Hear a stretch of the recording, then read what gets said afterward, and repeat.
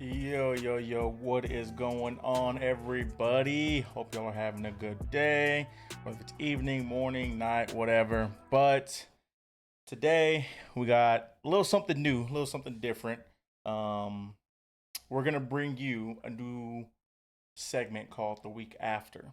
So instead of us doing everything all in 54 yards just because it's so much information, me and a fellow someone decided to just start something new, start something fresh, and call it The Week After.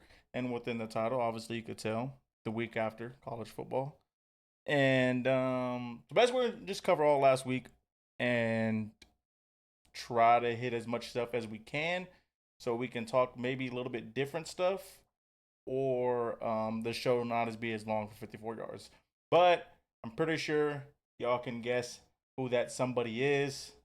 No other than, oh, we can't see him. There we are. No other than Cam Theory himself. Yes, sir. Yo, How you yo. doing? How you living? What's up, everybody? Good to see everybody. Some familiar faces. This is, as Carlos was mentioning, something that we figured would be better for the platform, for the channel. By the time we get to a lot of last week's games, most of the national shows and other YouTubers and content creators that cover college football have already touched on some of the stuff we talked about. So by the time you listen to it, it's already kind of dated news. So we felt like this would be the best platform moving forward to kind of address some of these things, and also just shooting virtually allows us to get more content out for you guys. So being able to do that, super excited to do that. It's something me and Carlos have talked about. So we're gonna jump right into it.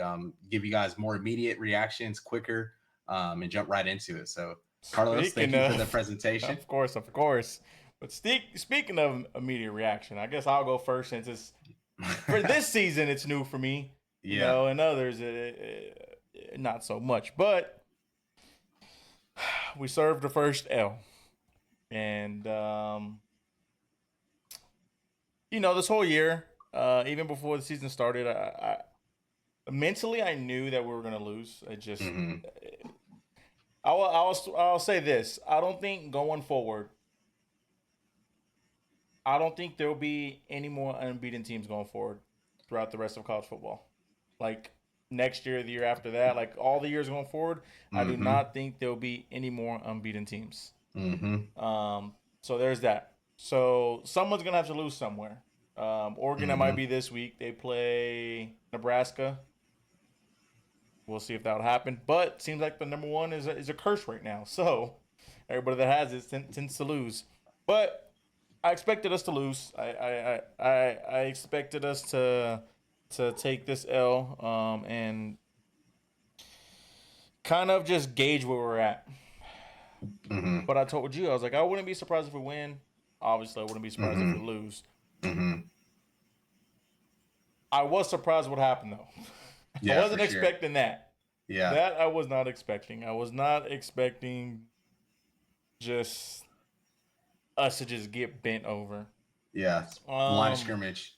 yeah, that's where the game was. Won and lost was a line of scrimmage. That's any game. Obviously, it's line of scrimmage and turnover battles. Turnover battle, I guess you could say they won because they did have more, Mm-hmm. but both teams had quite a bit of turnovers. Mm-hmm. Um, but it was just,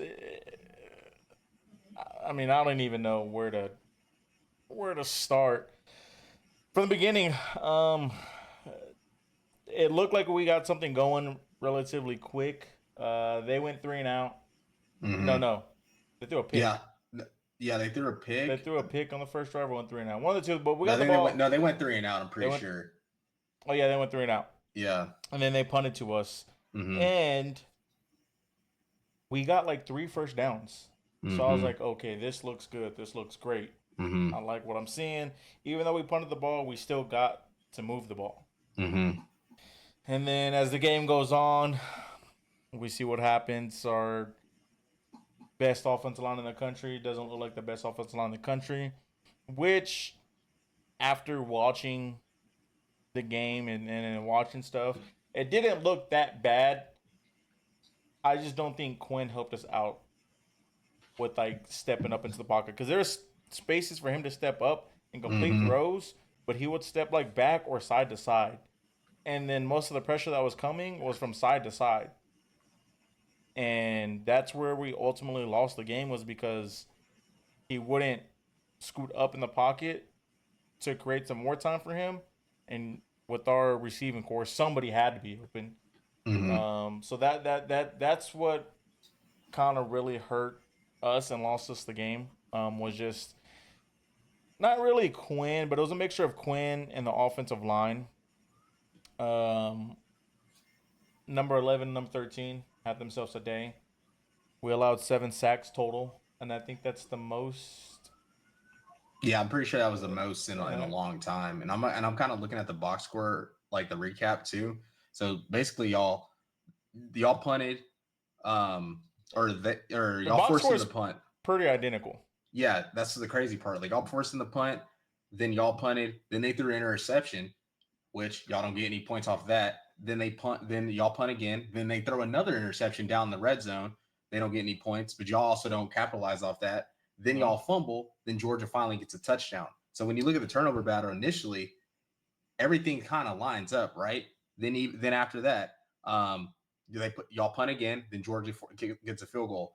Then um, y'all throw an interception, then Georgia scores off that, and then y'all punt, Georgia gets a field goal, y'all punt, So going back to into the back punts. half, Yeah. I Then y'all was fumble, like, then they score again. So going into the half, I was like, okay, we are losing this game because they're scoring points off of our turnovers and we didn't score anything.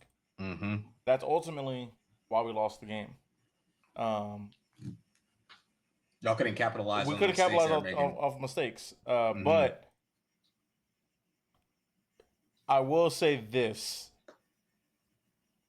even though we got our offensive line got handed to them, Mm-hmm. our defense played really well. For what it's worth, in my opinion, Mm-hmm. um, we still haven't given up a passing touchdown. Uh, it was inevitable for somebody to score on us in the first quarter, Mm-hmm. but I mean, it was with 3 seconds left, and they got the ball on our 13 and put up 7 points. Which that's not gonna many teams are gonna be able to do that.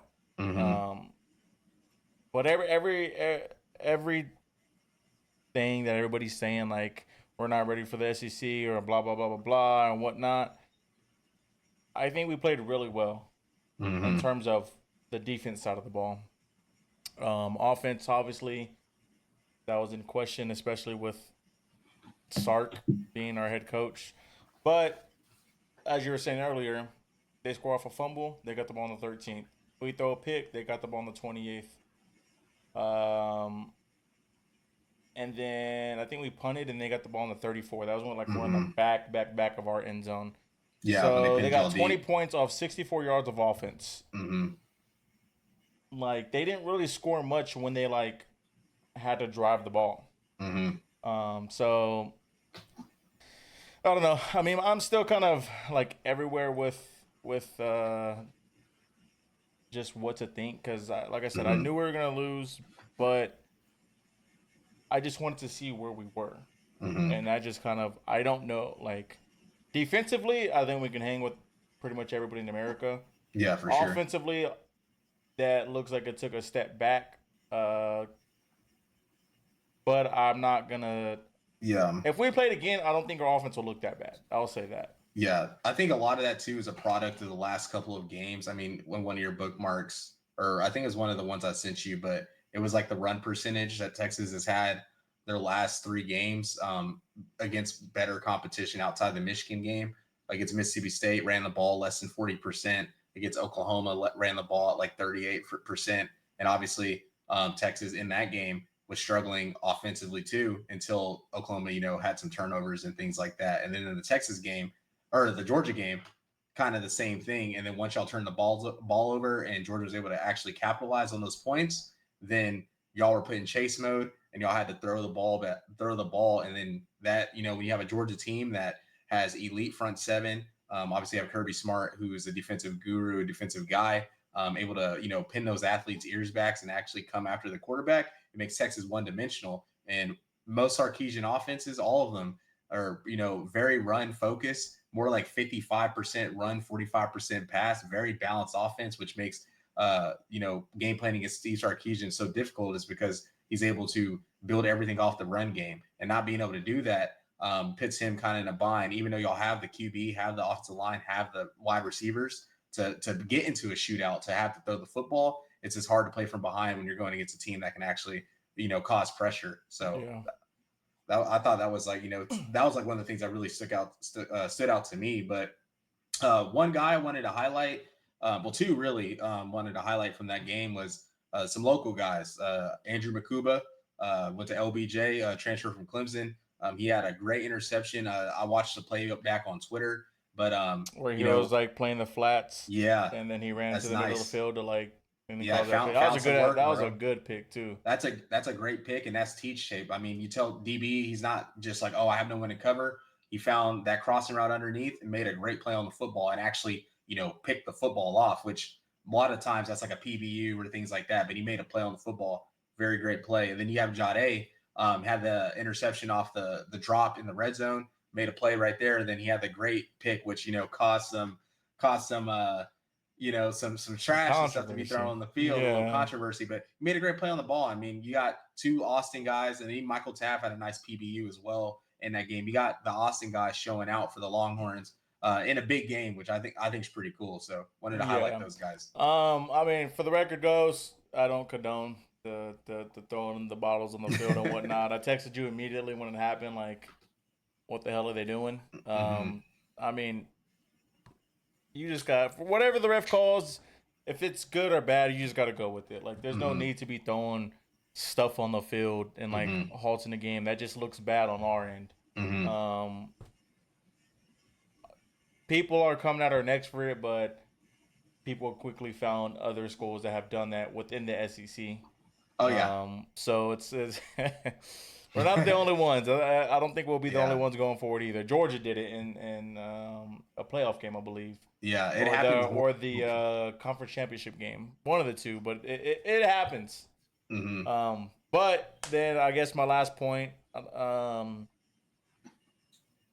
hate Kirby Smart, and I really do. And then it just like the way he was after the game, talking about the refs. That's how he is, bro. And all this and that. Like, if you watch Kirby Smart, I've never seen any college coach complain and cry as much as him to the refs when something doesn't go their way. And for him to come out and say the refs try to steal this game from us and all this and that, like, you cry the most when something doesn't go your way. Like, please shut up. Yeah. Please. Yeah. And then he was talking about like player safety or something like that. The same coach last week. Yeah. That pushed down an opposing team's quarterback. Yeah. In front of the refs. And he wants to like, because he was crying. Yeah. About a call. And he wants to talk about player safety and refs not calling stuff, this and that. Like, you literally just shoved down an opposing team's QB. And nothing happened, by the way. Nothing happened to him. Don't know how, but nothing happened to him. Just let it fly, huh? Yeah, no fine from the SEC, nothing from in game officials. But I just want to get that off my chest because he's such a crybaby when stuff doesn't go his way, and it's annoying. And for him to like come out and say they try to take that game from us and all this and that, but no, I mean we'll also expect us to lose. So I don't want to harp on it too much. I mean we covered kind of the basis of it, but Quinn's got to be better. Offensive line's got to be better. I don't think our offensive line is as bad as it was displayed, and I don't think Quinn's as bad as he displayed. I think just Georgia rose to the occasion, and we just didn't. That was really what it came down to. I mean, we're just a step slower than they were, and it showed. Yeah, I agree. And one point I wanted to highlight is Carson Beck, when he's on, he makes some really good throws. He really does. But the problem with him is he'll just throw the ball in harm's way, and it's just like, what are you looking at? What are you seeing? Obviously, the arm talent jumps off the tape, just like Quinn. Similar quarterbacks, but I mean, both quarterbacks at the end of the day both didn't play well, honestly. And Georgia just was able to not let the catastrophic mistakes severely impact them. They were able to capitalize off of Texas's. So You know, it was a great game. All in all, like I actually was like, obviously I'm an Oklahoma fan, but watching it, I was entertained. You No, know, I good know. football, all good football all around. And Kirby Smart had a great defensive game plan. I mean, the way he was moving the defensive line and stunting them and dropping people underneath. Like I saw Quinn threw a pick on the RPO, and one of Texas big Twitter accounts, Nash, he was like, regardless, I think Quinn throws a pick here anyways because of how well it was disguised and how the corner immediately jumped that route underneath. Yeah, but if you want to So throw a pick, like if you're gonna throw a pick, mhm. don't like that was bad. That was just like a That was, RPO, like I'm going with the football here, no matter but what. even Like, then, the ball was like to the outside, like hella outside, yeah, that's true. where he had to reach over to it was like I think his left side, Yeah, and the DB just came and took it out of his hands. yeah. Like I guess like in that instance, like I guess throw it low, like to where only the receiver can get it. If the guy, Hmm. because the other defender was right there, so I can see why he threw it to the left side. But like Hmm. I don't know, it was just if you're gonna throw a pick, make it hard. I guess is Yeah, what I'm trying to say. no, for sure. Yeah. All right. So I mean, do we even want to talk about y'all? You want to skip Yeah, I mean, over it well, because a some lot has breaking happened. news came out, you know? Yeah, So a lot has happened. So I'll jump into it. I mean, obviously, the game was not great. The game was lost in the first 5 minutes of the football game. I mean, you started off, you know, Michael Hawkins throws a pick on the first play of the game. Really, I don't blame that first interception on him because why do you have a tight end blocking arguably one of the best edge rushers in the country? Right? Why aren't you chipping him? Why aren't you, you know, giving him help? Things like that. That caused Michael Hawkins to speed up his throw when Brennan Thompson was rolling down the field open, late on the throw, interception. Okay, right? You see that as a fan. I'm like, all right, you know, first play, interception. You don't like that, but you know, quick change. South Carolina gets the ball short field. They end up scoring in 5 plays. I'm like, all right, down 7-0. It is what it is. Get the ball back again. Can't protect. Strip sack. Scoop and score. 14-0. Worst start, catastrophic start you can have in a football game, especially at home. But in your mind, you're like, okay, you're okay still. 14-0, got a ton of time left in the ball game. Next possession, pick six. And it was just such a bad, poor decision. It was like a panic throw, like I have to make a play. Completely, don't even know what he was looking at. Just threw the ball right to them, pick six. You're down 21-0. And from there, the game was over, especially with how bad the offense has been the last couple of weeks, really all year, obviously. And then you have to make a decision. Jackson Arnold gets put back in the football game. You know, I thought from the situation and things like that, obviously the line of scrimmage wasn't going to be the same. The coaching and the scheme isn't going to be anything better, but I thought he handled it well. I thought he looked way more sharp, way more clean with the football. All in all, obviously he got benched against Tennessee, but I could see actual improvement with Jackson Arnold. And I think he's the QB. I think he's got to be the QB moving forward. Just because at the end of the day, you can't keep doing this back and forth stuff. I think you kind of just got to ride with Jackson. The season isn't really gonna, you know, there's really no chance of making the playoffs. So I'd rather play Jackson, the kid with all the measurables, all the tools, things like that, get him the experience, and then hopefully you can retain at least one of them, if not both, going into next year with the new OC. And that's when Seth Luttrell was announced of his duties earlier this week, actually yesterday, was announced and got fired. And I think Brent Venables had to make a decision. You got the worst offense probably in the last 30 years in Oklahoma. It's as bad as it was in '97, I think, with John Blake. And Oklahoma is known to have prolific, record-breaking historical offenses. So it's not the standard, right? There's a lot of people calling for Brent Venables' job and things like that. I think that's a little egregious at this point in time. He fixed a decade-old problem, which was the defense at Oklahoma. He has fixed that. He has corrected that. I mean, even if you look at the South Carolina game and even the games we've lost, the defense wasn't the reason the team has lost the game. They've actually been the reason why the games have been competitive or they've, you know, had chances to win football games. So I don't think you should replace him. However, this next decision, whoever Brent decides to hire, and I think there's going to be a ton of candidates. Oklahoma donors are already saying they're going to give him a blank check to go get whoever he needs to get. And obviously, when your arch rival like Texas is doing really good, you have to be able to match that standard, especially on the offense output. You get a good offense, pair it with the defense, you're right back in competing for SEC titles. and potentially playoffs and national titles. So he has to get the hire right. It's going to be critical to his success. Will the offense be completely fixed in a year? That's hard to say. You're right. But I think, going into next year, if you can have the offense just be average with that defense, you're going to have a chance to win 9 games a year with that defense. So you got to get it average. It cannot be not like the offense isn't bad. It is terrible. Like it's in the bottom percentage in all of FBS. It's like 128 out of 135 teams. Like it's got to be like in the 60s, 70s, really top 50s, obviously. But if it's in the 60s, 70s, you can kind of live with that with the way the defense is playing. So those are my thoughts. I want to give kudos to South Carolina. That's a team that's been in a lot of ball games all year. Should have beat LSU. Should have beat Alabama. That's a good football team. They're a lot better than the record shows. And I like Shane Beamer. South Carolina's kind of like my second school. So was happy for them, but wasn't happy the way we lost. And I'm glad it kind of happened, honestly. I mean, you kind of needed it to happen to finally have Brent make a tough decision and fire somebody. Yeah. BV comes in, he does change, the defensive side of the ball, but like it hurt because y'all lost just so much on the offense side of the ball. Where it's like the injuries he comes in, too. Well, yeah, but even then, it was like he comes in to fix the defense, but like you lose the offense.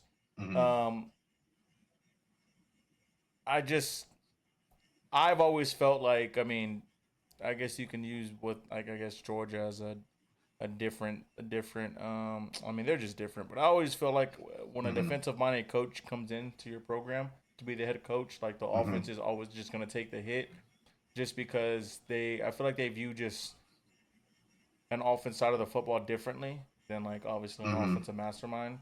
I feel like they're gonna just be slower, run the ball, control the clock, try to control the game, in the sense, and keep the other team off the field rather than like being like the running gun offense that LR was. Which I did say go get him as an OC, which I don't think would be a bad problem because he's proven that he's not like a great head coach. I mean, he's at LR. Oh, that. But I mean, at Oklahoma, that creates a whole different level of issues. I mean, yes and no, because it's like, all right, if y'all go get them and y'all are winning, yeah, people are gonna be happy. They're also gonna say, can they only win with Lincoln Riley? Like that. Okay, but that's your offensive coordinator, not a coach. Yeah, but even then, it's like then you kind of create this internal dilemma of like Lincoln Riley. But you're literally getting two masterminds at your program. So it's like, no doubt. Are you going to complain because you have two masterminds at your program and y'all are winning and possibly winning natties? Or are you going to be like, oh, man, screw him still. He left us. Like, because he's proven he's not a great head coach. Like, he doesn't know how to fix problems. Yes, USC's defense does look better this year, but it's still like a blatant issue. Well, their offense looks worse. And their offense does look really bad. It doesn't look like the standard of what Lincoln Riley's, done. Like, I mean, I text you, I was like, bro, we're looking at Zachariah Branch's stats. His lines, if you guys like to bet, his line's like 32 receiving yards. And it's like, bro, this dude can get that on one reception. Like, why is he not getting the football, So, that's an issue in turn. But I think, if Brent gets the hire right, a lot will be, corrected. Obviously, that's a big if. I think there's a lot of candidates out there, but I don't want us to get these because a lot of people like Brendan Marion and people like that at UNLV, which he's a great offensive coach. Go.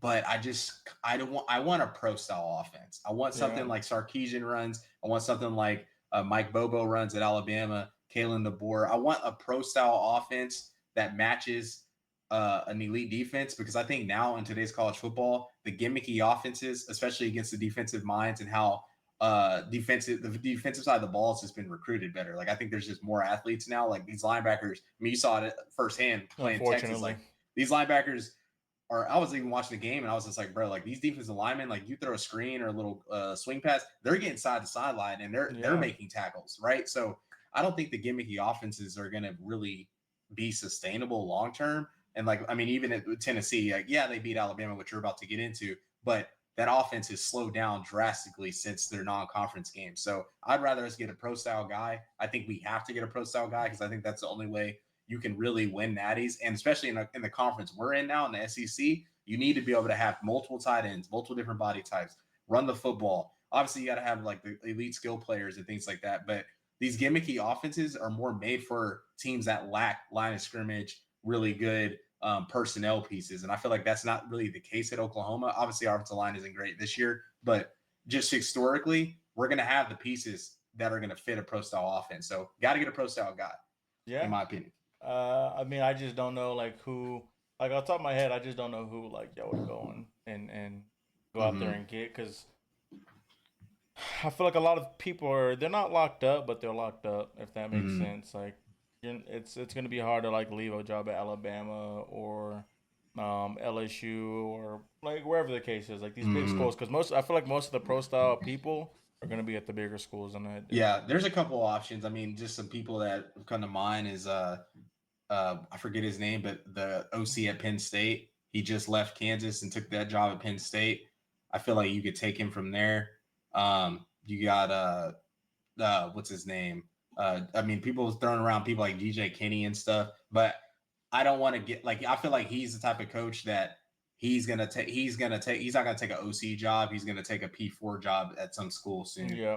So I think there's and then the Shanahan dude as well. Indiana's offense is humming right now. We're about to see because oh boy just is out for the season. So okay.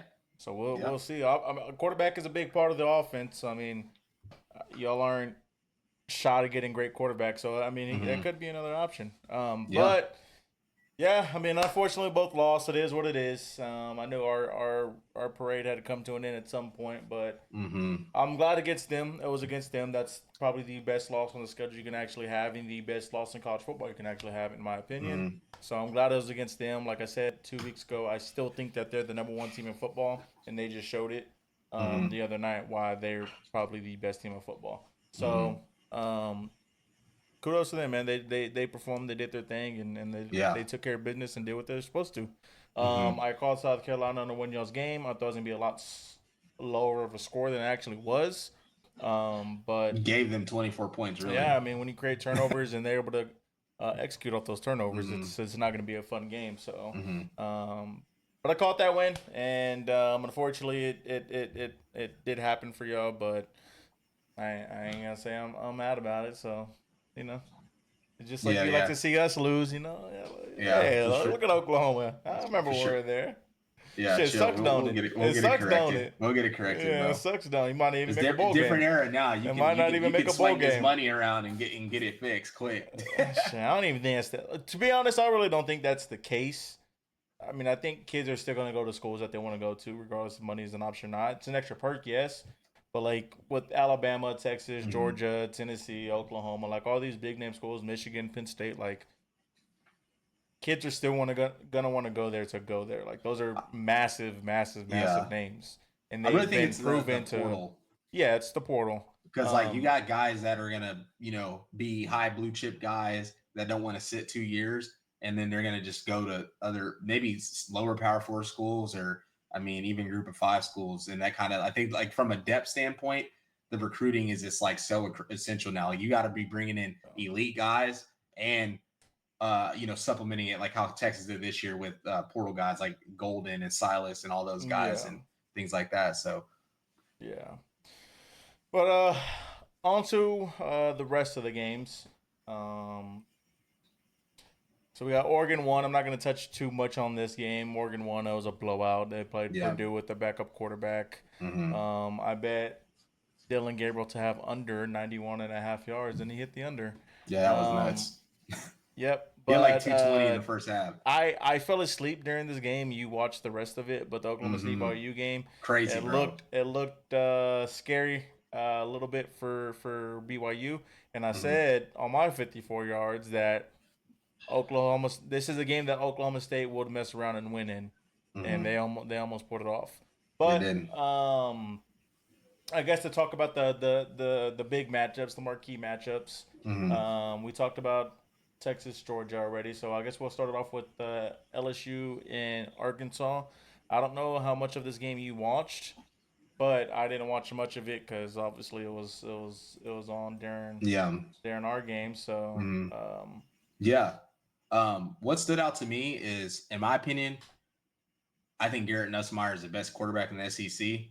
Um, yeah, he does turn the ball over at times, but when it's not from poor throws really. It's more so just like him being a gunslinger. He is a good quarterback. I mean, he takes shots. He's very accurate with the football. And LSU, I was listening to Josh Pate earlier today.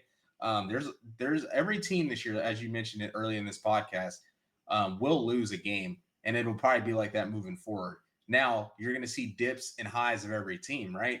We might have already saw the dip with LSU and that loss to USC at the beginning of the year. I mean, they're playing some really good football. Obviously, the schedule is going to continue to get harder in these next couple of weeks. But I mean, they took care of Arkansas team, a good Arkansas team on the road. And Taylor Green, I think, didn't look too healthy. The QB run game was kind of a non-factor against LSU, as it's been, for other games for Arkansas in the past.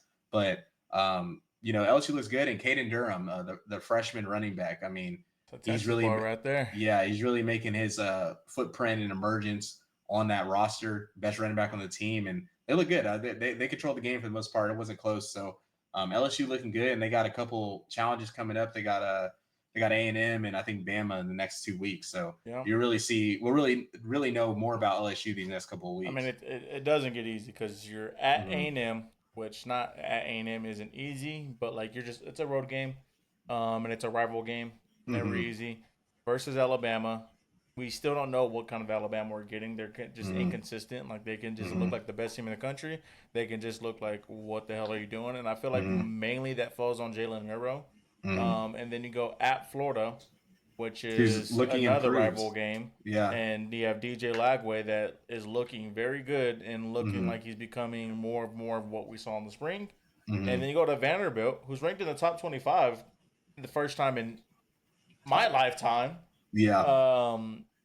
And that's who we got this week. And obviously, it doesn't look like that's an easy game either. And then you got the easiest game of the season in Oklahoma at the end of it. So that's probably going to be like, okay, let's just get this game. We're in the playoffs and let's win. So the last 4 games of the 5 are very losable games. You can lose to Oklahoma, but like I just don't think it's gonna happen. It just depends on Oklahoma's gonna now. What Oklahoma is now is the team to ruin seasons. That's what they are now. It's gonna happen. It's gonna start this week too. Jackson have a good game. We don't turn the football over. We can beat anyone. I mean, their season's already ruined. So I know, but I'm just saying, if we don't turn the football over, Oklahoma can beat everyone that's on the schedule. They just lose the games themselves on the offense. But like I said, I didn't watch much of this game, but I was looking at the score and they were in control the whole time. I thought it was gonna be a lot closer than what it actually was because they were playing. Yeah, they were playing in Arkansas, and that's not like an easy place to play at. And it's a rival game, so I just figured, it'd be a lot closer than what it is. But obviously, it didn't go that way. I mean, 23 for 34, 233 yards. Didn't throw a touchdown though. 21 carries, 101 yards, 3 touchdowns. So he just took over. And then C. Daniels, you know his first name? I don't know, but I know he's one of those. CJ Daniels. One of the 7 duos. catches, 86 yards. Yeah, they got. I mean, it's LSU. I mean, they hit receivers out in the NFL at probably the best clip that actually are good every time they step on the field. And then they had 400 yards of total offense. Arkansas at 277. No turnovers. When you have no turnovers, you're likely going to win the game. Especially when the other team has 3 turnovers. 26 first downs means they controlled the clock. They probably got a lot of third downs, and obviously right here, 40 minutes, 20 minutes, So they did their thing. Next game, another game that I was watching something else. But we got Michigan and Illinois. So I watched a little bit of this game, not a ton. I thought Michigan was going to look completely different because they had Tuttle starting. And, I mean, he does look better from their other quarterbacks. just because he has 200 yards of throwing the ball, and he's 20 for 32, so it shows that they're actually trying to throw the ball. Mhm. But I mean, Look, ultimately, Illinois just has a good team. well, look at that stat line. I mean, Luke Altmaier went 9 for 18 and threw for 80 yards, and we know he can throw the football. Like we literally watched him play against Nebraska, against Penn State, against good teams, and was like good throwing the football. So the fact that they just beat Michigan and the QB didn't even throw for 100 yards is super alarming to where I think Michigan is at, coming off a national title. Obviously, yes, they had 18 people go to the combine and lost Harbaugh and things like that, but you're still Michigan. You still have a loaded roster. And the fact that now you're losing the teams that don't even have to throw 100 yards to beat you, it just shows that that offense is so inept and so one dimensional. If you just load the box and shut them down, then you can beat them. And the QB, like total, put up some good numbers, 208 yards. Like that's a lot of passing yards for them to only score 7 points, especially when I mean they had one running back run for 87. So I'm sure they probably ran for like 125 to 150 in this game total. So I mean, let's see. Yeah, 114 yards on the ground, 208 passing yards. Like it had to have been a turnover thing. And I mean, it looks like the QB only threw one pick. Yeah, Michigan fumbles. Yeah, so Tuttle fumbled the ball twice, lost it once. He also threw an interception, and Donovan Edwards also fumbled, which, I mean, he's had a crazy fall off. Absolutely. Well, Yeah, I don't know. I don't know if it's just a crazy fall off or Mulling just had like a he just took over and spring. I don't know. yeah, But you can't, like I said, you can't win games when you have that many turnovers. Three yeah, turnovers. That's ultimately what lost in the game. yeah. They didn't let to That's too exactly what much. it was. I mean, Yeah, they controlled everything. The total yards, first the more downs, first the downs, time. time possession. They just had three turnovers and they just Yeah, capitalized off those turnovers. And yep. not going to That'll many lose you games like yeah, games. yeah. Yeah, And they that's wanted what in it the is. throwback helmets. I liked them. I didn't like Yeah, them at first, but they grew on me yeah. once I like saw them on the field and actually playing in them. I was like, oh, that's pretty cool. Yeah, it's solid. I like the jersey. I thought it was, I thought it did what it's supposed to do. So are they contenders or pretenders?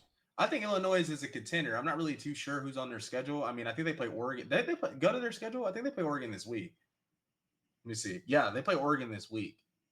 So that'll be a big challenge for both teams. Obviously, we've seen Oregon beat Ohio State, but Illinois, I mean, they are battle tested. They beat a Nebraska team on the road. They just beat Michigan. They played on the road at Penn State. So this is going to be a team, and they beat Kansas early in the year. So this is going to be a team that, I don't know if they'll have the firepower to match up with Oregon, but I think Illinois can make this a sloppy, grinded game like Bielema likes, and kind of give them a chance long term to win the game. But I mean, after this game, I mean, they have Minnesota, Michigan State, Rutgers, Northwestern. Even if they lose to Oregon, if they win out, this could be a team that can still make the playoff, in my opinion.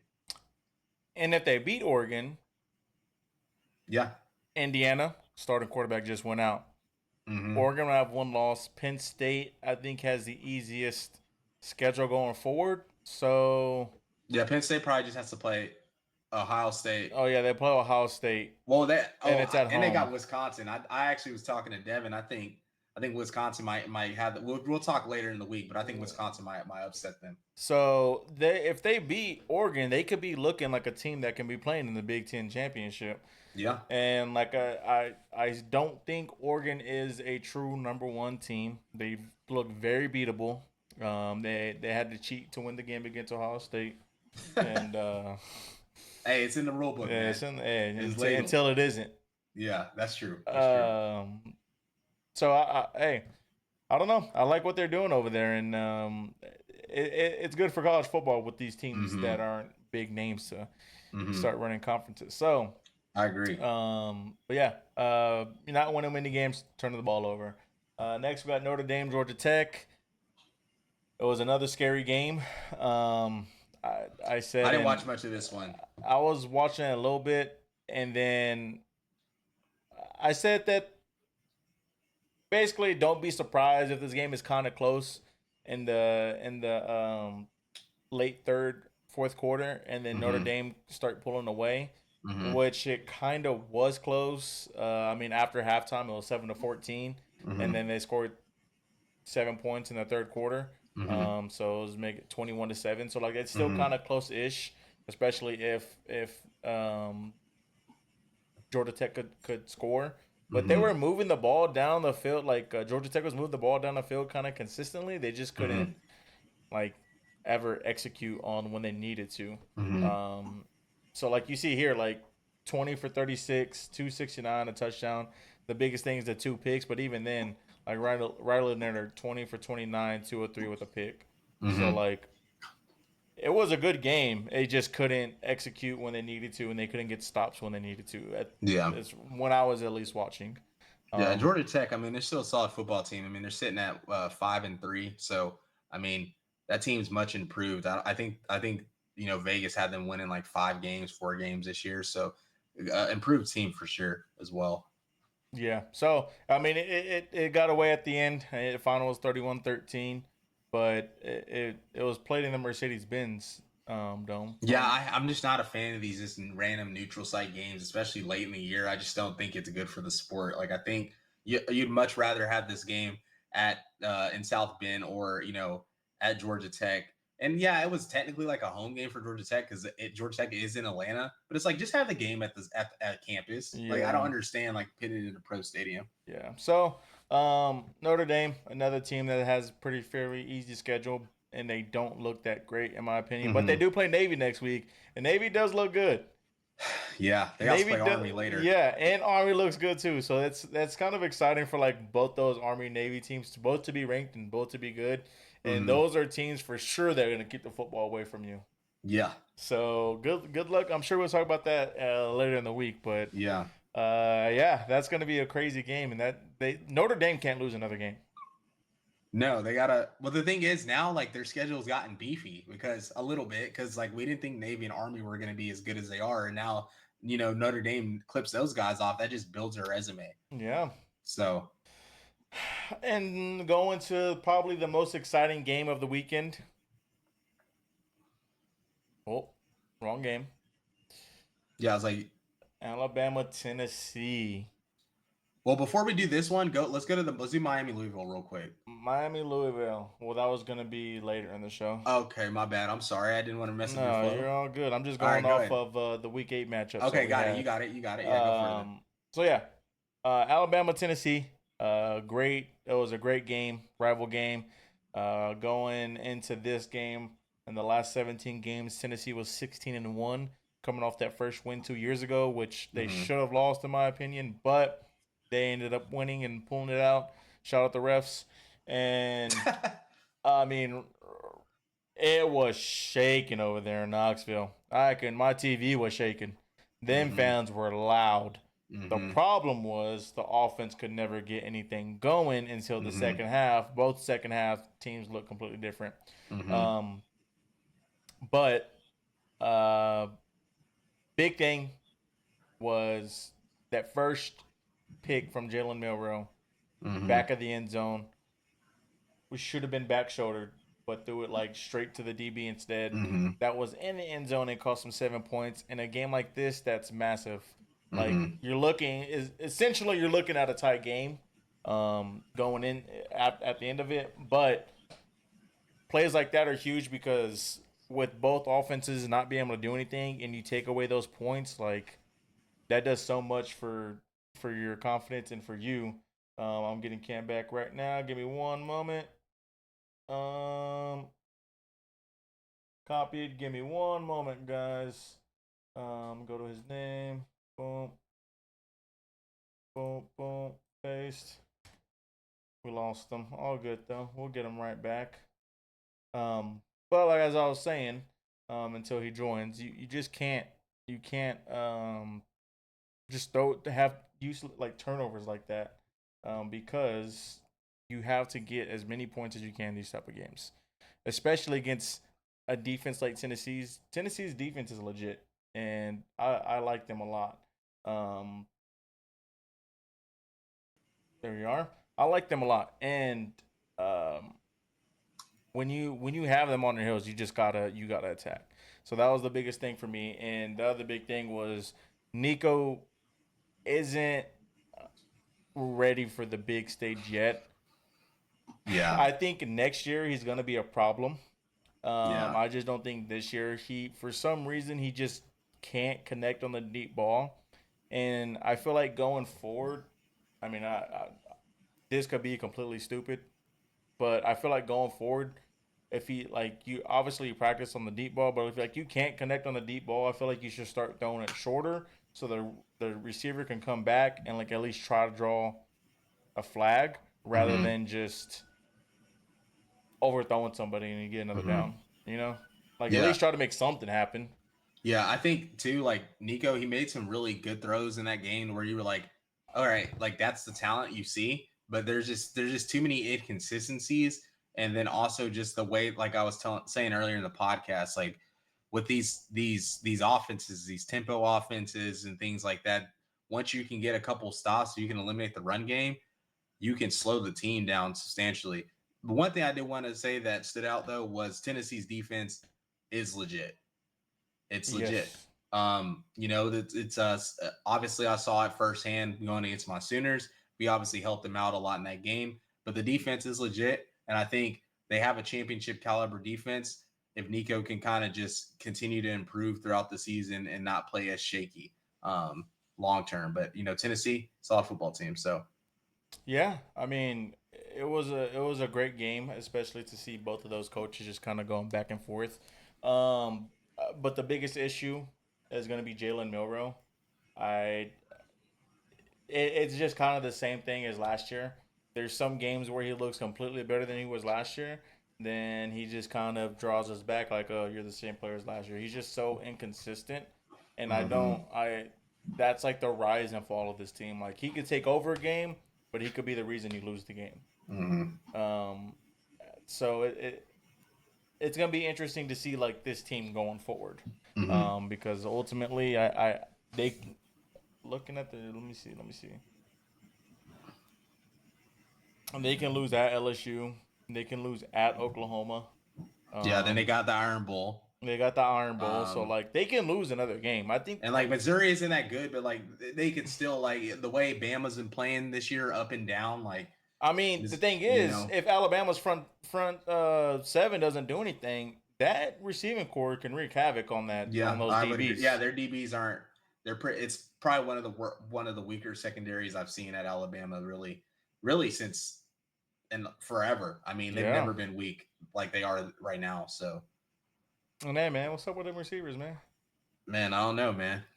I don't know. Down here doing phase on the field. Yeah, that was crazy. I mean, that's just like for I don't know some like that. I don't know. That's just the culture change, man. Like DeBoer got them doing fades on fourth and one. Yeah, I mean, uh, yeah, I don't know. I don't know. That was a big thing that I think Pat said College on game day. College Game Day. I think like 2 weeks ago or something. Like the Mm-hmm. culture over there is just completely different, Mm-hmm. and I feel like Saban feels the type of way, but like he just can't say like he's not the coach anymore. It's like, what do you? Yeah, You can't I really mean, say I'm sure anything. he has input, and he also kind of has to like be careful in a sense because like he is an analyst, but he also is Alabama, and he also is there as a resource for DeBoer too. So he's got to kind of like leverage that Yeah, all pretty safely. yeah. So, but this was a really good game. I enjoyed watching it. It was uh, probably the best game of the weekend, in my opinion. Mm-hmm. Um, I don't. I think Tennessee does lose another game, and I think Alabama does lose another game. I think just the offense of Tennessee is just inconsistent, and the quarterback play just isn't good enough. So when you play like if they play Georgia, they'll get dog walked. They are playing Georgia. Oh yeah, it's at Georgia too. Yeah, they're getting Yeah, dog walked. yeah, That defense is elite, but it's just kind of this. They're a better Oklahoma, essentially. yeah. I agree. They're a better Oklahoma. Um, I agree. but That's how we're supposed to look this year. Yeah. But on to the next a game that wasn't close, I don't think. Oh, it was close. Yeah, it was close until the end, and I thought it was gonna be like a cakewalk for Missouri, but it wasn't close until the end. Missouri pulled away, Yeah, I picked because Auburn to win this game. because of a pick or something, right? Or Yeah, their yeah. fumble brought it back in the game. Something happened to where they like Yeah. got back in the game. This is an interesting game too because I just don't understand why Missouri can't really get Luther Burden involved like they were able to last year. I don't really think like it has anything to do with the team's game planning and taking him away. The dude is an electric talent. He obviously performed well last year against big time people and in big time games, but I mean, I was looking at NFL drafts stuff yesterday, and like in this game, right, he had 6 catches for 50 yards, but that's not a lot of yards for the amount of catches and I'm sure targets he's getting. Like, I don't understand why they can't get him the ball vertically and things like that down the field, which is honestly, hurting this team and also their ability to run the football. Last year, Missouri, Well, that's what I was gonna yeah, say. they had a running back that was all conference last year, first team all conference. I think that's the biggest reason why is because they can't run the football, Mm-hmm. and that obviously we talked about in the Texas game, that takes a lot of plays away offensive side because they're going to throw the football, so they're going to just zone you like Georgia did with us, and then just Mm-hmm. he's covered, so you got to go with the other option. Yeah, I agree. But So yeah, I mean, interesting game. Missouri, still hovering around as a contender in the conference. I don't think they're great, but that they're a product of their schedule. It's very light. Like they had A&M early, and then like they don't really play anyone until Alabama, Oklahoma, and then even the back half is light. So they have one of yeah, the easier schedules in the SEC, and that's why I think with their hype and what they had returning, it will be a failure if they don't make the playoff with how light that schedule is. yeah. I mean, I don't think they make the playoffs. I think even if they lose one more game, they're not making it because the schedule is too light. I don't think they have any quality wins. Like Yeah, what but Boston especially College was like you one. have to beat Alabama, Mm-hmm. or no, you can only lose to Alabama. Actually, you can only lose to Alabama if you want to make the playoffs. And even then, it's like if you compare their schedules with people's around the country that might have the same 2 losses, they're going to be like, okay, this team beat everyone they played besides the teams that were better than them on the schedule, and A&M blew them out. If Alabama does the same thing, you could just be like, okay, well, this team when they played like competition that was the same caliber as them, or if not better, they weren't competitive. So why do they deserve to make the playoff over a 10-2 Illinois like we were talking about earlier? Yeah, So yeah. And I don't know if Brady Cook got hurt, but Drew Payne came in 10 for 21, which is a lot of attempts for a backup quarterback. So I'm assuming either got benched or got hurt. Um, yeah, and they were behind too. and they're So behind. So something have had to well, his happen. average is horrible. 10 passes completed for 3.7 yards. Yeah, that's so he had. I mean, he had to have gone hurt. Yeah. Um, and then the blowout, the absolute just bent over blowout. Yeah, this game was crazy. I did not expect this at all. You, But Dylan Raiola had himself a stinker. 3 picks, that'll do it. I And did he's been say good all year. I did tell you, and I said on the last show as well. I'm not He's good, completely bro. He's a bought in freshman. on the Dylan Raiola train. He's a He freshman. hasn't shown me anything. Just like pops off the screen, Like there's just when you get like a 5-star freshman, like okay, yeah, you could like DJ. DJ's a freshman, but like he just pops off the screen. Yeah, but Dylan has good moments like that too. Like he's had it Yeah, early but then all he has year. like moments like this where like I don't know. Yeah, He just doesn't. This season, he just doesn't do it for me. I agree. That's fair enough. Just this season, they're just. But I also feel like him being in uh what's his name, the coach, Matt Rule's offense, like it's not Yeah. kind of helping him. Yeah, it's very pro style, but he also has been letting him throw the football a lot more than I would would have thought. But I think that's more so just due to the talent and also the catchers that Nebraska brought in. But Indiana, this is a team that is one. Their coach over there is doing a tremendous job, and it's crazy to me that it's taken him this long to kind of get a big time job, if you want to even call Indiana that, because he was at James Madison, was winning titles with them at the FCS level, and then he Power goes to four. Indiana. Yeah, and he goes to Indiana and then turns him around in one season. Like this is the best Indiana's probably been since Penix, and I think they're better, right? So um, it's good to see it because I was watching this game on TV and I was just like, man, like Indiana Stadium was like full, and you never see that I unless you're mean, playing, look at this picture right here. I don't yeah. know like how well you could see it, but like all Mm-hmm. this, it's like just so many seats open right there. Yeah, yeah. The game was full. It was sold out. They have confidence there, and the thing about Indiana is people are like, oh, it's Indiana, like they haven't really played anyone. But like if you go through their schedule, I mean, they're just walking folks. Like they're blowing everyone they play out, right? Like they're beating everybody by multiple scores. And the college game day is actually going there this week because they're hosting Washington, who Washington is going to be a challenge, I think. But I mean, they get through that game. You obviously got Michigan. You got to go on the road to Michigan State, who could be a little frisky. But I mean, it's a good chance This that they could be game could undefeated decide. going It could Ohio State. decide who's going to the Big Ten championship. 100%, 100%. So that's gonna be it'll be a good Everything game. Everything's all in front of them. They just got to take care of business. I wasn't expecting this. I'll say that much. I wasn't expecting just an absolute belts ass. Yeah. I wasn't. I mean, Nebraska has a good defense to contain people and keep the score kind of low, and I think their offense does struggle a little bit. But I wasn't expecting a 56-7 just blowout. Yeah. And it was just over by halftime. Like Yeah. I said, when you're down 35-7 at half, like, and teams start coming back, like, yes, you're coming back, but like the game's like over. you Yeah. know? And they're just like, yeah, you can score, but you're using 6 minutes, 7 minutes to score. Like, Yes. You know? So like they're just kind of in cruise control at this point, but Mhm. and so it seems that they're not because they still scored 28 points in the second half. So I just was not expecting that at Yeah. all. And This is both a the team that's quarterbacks did dangerous. good. Like Curtis is out for the rest of the season. I'm pretty sure he something with his finger. And yeah, I was looking that up. I haven't seen anything though.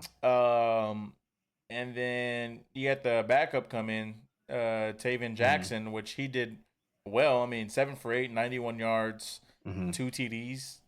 Like you can't. That's a great, Yeah, there great was production. there out of was your no backup. drop off. Yes. So There was no drop off. yeah. I mean, if this backup is who he is, maybe they can. If this production stays the same, maybe they do. Yeah. Mess around and go to the. I mean, because even Big if Ten they lose to championship. Ohio State, like, and that's it, like this team should make the playoff. Yeah. So Yeah. So, the next game that you wanted me to skip ahead to, the Louisville Miami game, and I said, "Hey, watch out for Louisville, man. They can win this game. It could be on upset alert." They have a great offense there at Louisville. Great offense, but like I said in the last show, Miami's defense. If you can score on them, you can beat them. But the biggest thing, like I also said, and they didn't do it. If you can contain Cam Ward, you can win the game. That's the biggest thing. You just have to contain Cam Ward, and clearly they did not contain Cam Ward. But they ran a shootout and they were just kind of going back and forth. So great game. They were down 14 points at one time. They came back to tie it. They returned to kick, which was huge. Which kind of got them right back in the game immediately. That's when I think they were down by the most in the game, and that got them back into the game. And then Miami, I think, just jumped on them too early. And I just think from there, Louisville was just having to continue to play catch up. And even though they would score or answer, Miami would still have enough of a cushion, and Miami would also match that score. So Louisville was just playing from behind the whole time. And Cam Ward, you can't have that either on your goal line, and you just fumble, and they just have a scoop and score like just easy. Yeah, you can't that's have free that. points. Yeah. Free points. When you're playing a team that's just this highly good on offense, you want to keep them off the field, and you just can't have that. Yeah, and that's the thing too. Like I think Cam Ward, I think he's firmly the Heisman leader outside of Genty and a couple other guys, but obviously it's a QB heavy position or QB heavy award. But Xavier Restrepo, wanted to shout out him. He's been balling this year, and I think they showed the graphic. I think he's like 5 or 4 receptions behind Reggie Wayne's all-time reception record at Miami. So he will break that this season, if he stays healthy. I think he's a leader in yards. No, didn't he get that this past game? He might be, honestly. I mean, I mean, every week I feel like he pits over. Oh, we lost him again. Copy. Hold on, ladies and gentlemen. For some reason, this keeps going out, and I don't know why. But I promise y'all, next time we will get it done. Or we'll clear it up, I should say. But the time wasn't even that long this time. Disconnected. Yeah, I don't know why it keeps getting disconnected, but I told them that going forward we'll figure it out. But you're talking about Xavier, and he could be the leading Yeah, he could be the all-time leading receptions leader at Miami. He's like, yeah, I think they showed the graphic. He was a couple off of Reggie Wayne, so he's liable to break it next week. Do they play Florida State next week? Next week, I hope not. I want them to lose. Yeah, they do. Yeah, they do. Yeah, they play Florida State, and their schedule for the most part. I mean, Duke could get them. I don't think Duke is as good as their record Their shows. offense sucks. Yeah, so they could, but I just don't see it with the offense like Miami. Georgia Tech, okay, on the road. It's maybe this Syracuse. Game. That's going to be the game that. Those are going to be the games, but their schedule's light, bro. They get no Clemson. They get no SMU this year. I mean, all right. How much? Well, they're going to have one loss. They will have one loss. But when you're the committee, how much do you look into this team and rank them accordingly? Because there's no ranked wins. They're in dogfights. And their schedule's very easy. So, like, yeah, they have one loss, and I'm going to say that one loss is going to be to Clemson in the ACC championship. But when you go and sort them out, you're like, okay, maybe they're not as good as advertised, or it's like they only have one loss, and it's to Clemson, which is a very good loss, so you have to place them high. Yeah, I mean, I think that they're I don't know when the actual college football playoff poll comes out, like but you can kind of just go based off of the AP poll because we've seen teams already ahead of them that have lost, like Texas, like Georgia, like Ohio State, and they're still ranked ahead of them. So I think that tells me that the committee obviously sees Miami as a perennial best team in the ACC, but they can't justify putting them over these teams that are losing to each other in highly touted matchups. And I think that kind of just shows precedent. I mean, you look at the conference, as soon as they get into conference play, every single game has been a one possession win, every single one, right? I mean, some of them being less than 3 points. So that is a huge concern. Just from when the level of competition is stepped up. Yeah, Miami's still winning these games, but at some point you're going to get clipped if you're playing like this against, whoever you play. So that, yeah, I mean, I think it is an issue. I think for the ACC, it's an interesting dynamic when your best team isn't really dominating everyone else because you have Clemson, who I think, and I think you think is the best team right now in the ACC. You got SMU. SMU looks good. I was going to say SMU is kind of a sneaky one. They're doing their thing. They're winning the game they're supposed to win. And then Pitt is undefeated. I don't even know who they've really played, but I think they have a tough game. I think they play Clemson here soon. Yeah, so they play Syracuse, which is still a great team, even though they lost to UNLV. Yeah. They still have Kyle McCord, who can line up a defense now. Yeah. At SMU. Versus Virginia isn't bad. I mean, they're not bad. They're not bad. Then you go to at Clemson, at Louisville, which is still a team. Boston College ain't bad. Yeah, so like their schedule's tough. I don't think they're gonna keep. They probably get clipped this week. But Holstein is good. Eli Holstein is good. He's doing his thing. That boy been throwing up some yards. Yeah. But yeah, I just want to ask that question. See what you thought about Miami because I don't. Yeah, I mean, I want them to be good. College football is good, better when Miami is good, right? But I will say this. I don't know. He prolonged the inevitable. As in the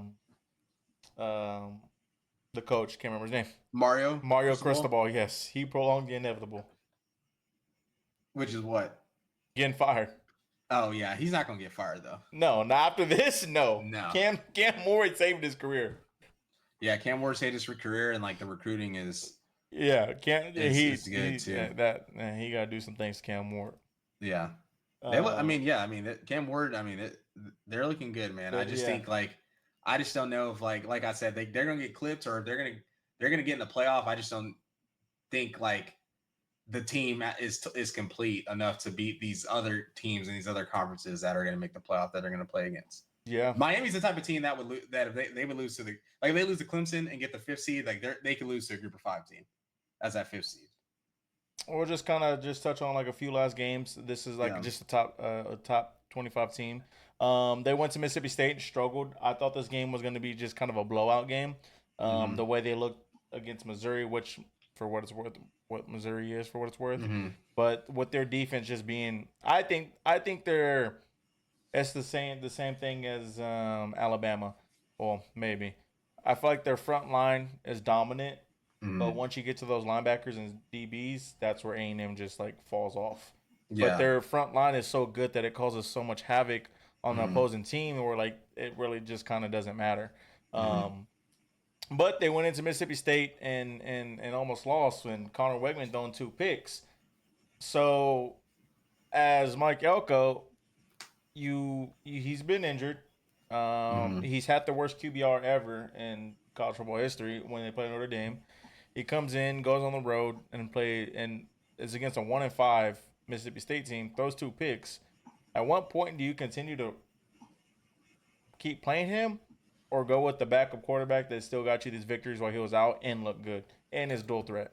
Yeah, it's hard to tell because I mean, yeah, Connor Wegman did light up Missouri, so it's like you kind of have that as like an advocate. Obviously, he is the highly touted QB that you do have, the one that has, all the high draft grades and things like that. I do kind of think you got to ride it out with him. It's not easy to play out there in Stark Vegas with the bells and stuff like that they got going on.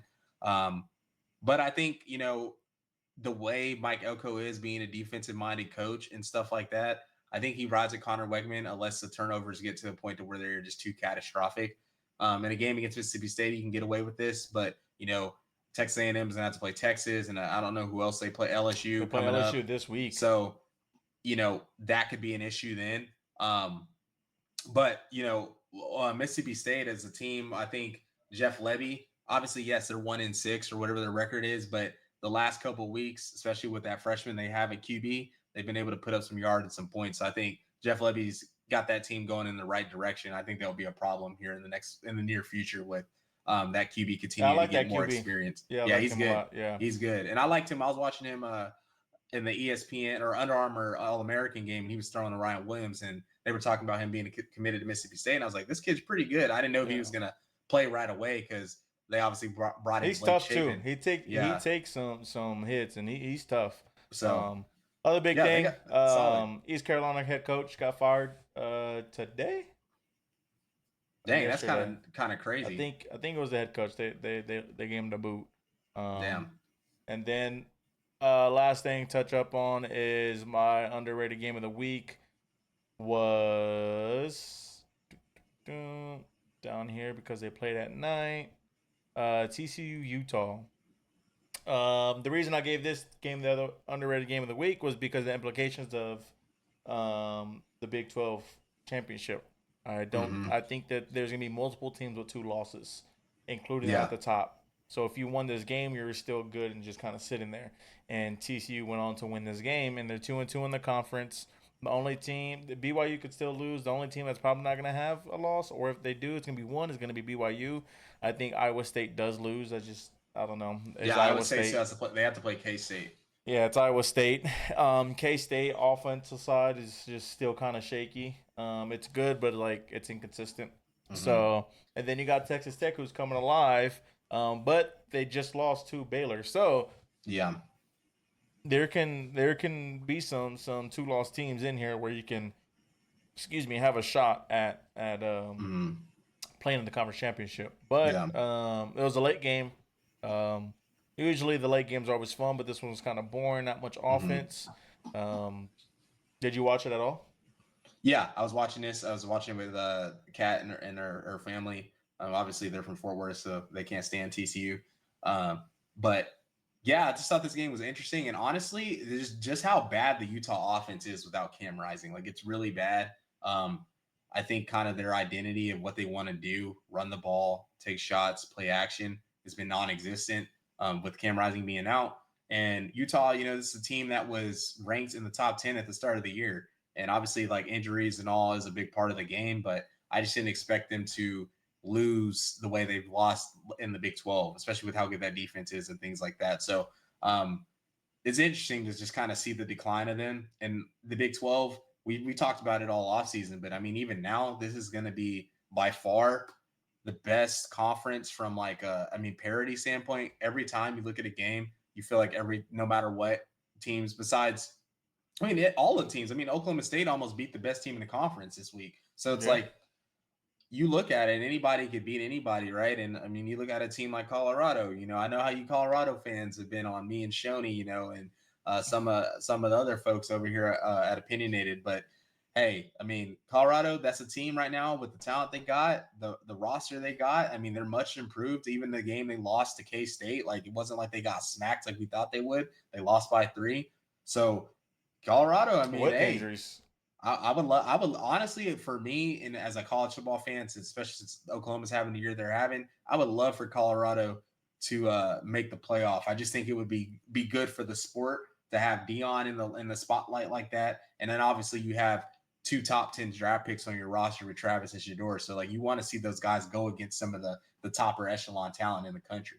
So you're saying they need to rig some a little bit. Yeah, I mean, it could be already. Who knows? But Yeah, I need Colorado. I need Colorado to get in the. I want them to get in the playoff, man. Cool. I think they got to win the Big 12 to do that. I don't think the conference is good enough to have. I mean, right now it could have 2 teams in the playoff, but I'm just not sure if it will. Yeah, because they have. I don't think they have like another ranked team coming up. No, they got to. They have to. I think. Yeah, Colorado has to win out. Yeah, so they have to win. And the crazy thing is, we were looking at the schedule at the beginning of the year, and we were like, "Sheesh!" Like Arizona, K-State. Obviously Nebraska, then Utah, Kansas, Oklahoma State. These are all teams that were considered contenders, and now these teams, they're the contender. Yeah, it's kind of crazy to see. Yeah. But again, thank y'all for tuning in. We, like I said, we want to do this going forward weekly, just to give you the insight on the week that happened before us, or I guess this past week. And not ramble on too much on the regular show of 54 yards. So, I don't know. We'll kind of discuss when these go out.